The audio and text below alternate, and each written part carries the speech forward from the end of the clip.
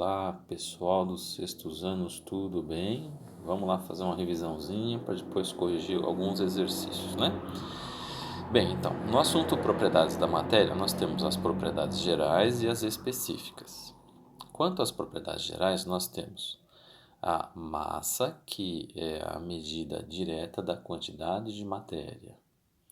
A extensão, que é a medida do tamanho, volume. A impenetrabilidade, que é quando dois objetos não podem ocupar ao mesmo tempo o mesmo lugar no espaço. Por exemplo, você enche um copo d'água e joga uma pedra dentro.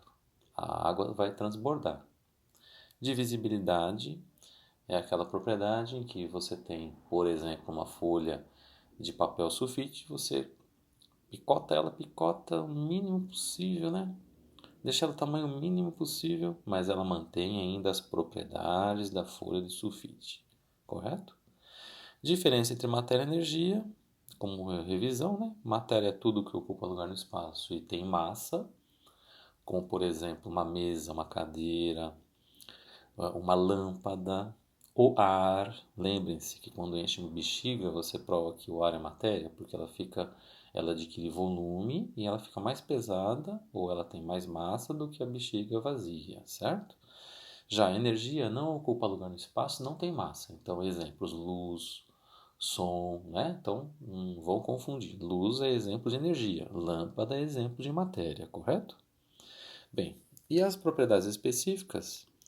Elas são as organolépticas, que são as propriedades que elas estão relacionadas com os nossos órgãos dos sentidos. Então, visão, tato, paladar, olfato e audição, né? Então, por exemplo, você vai comer uma coisa doce, você interpreta que é doce, né? Salgado, amargo e assim sucessivamente, né? As cores, né? E exemplos, né? Exemplos dos órgãos dos sentidos, né? As propriedades químicas são aquelas que mudam a natureza da matéria. Então, por exemplo, a queima de um palito de fósforo. Então, o fósforo não está no palito, tá? Está na caixinha, né? Mas aí você não consegue acender mais aquele palito, né? Ou a queima de um combustível, né? Usou, não dá para devolver a gasolina, por exemplo, para o tanque, né? Você queimou ela, já era. E as propriedades físicas são aquelas que voltam a ser como eram na forma original. Por exemplo, você pega a água no estado líquido, coloca no freezer, ela se transforma em água em estado sólido, né? Vira gelo. Se você tirar ela do freezer, colocar no meio ambiente, você vai ver que ela se transforma em água em estado líquido de novo, ou seja, não mudou nada, correto?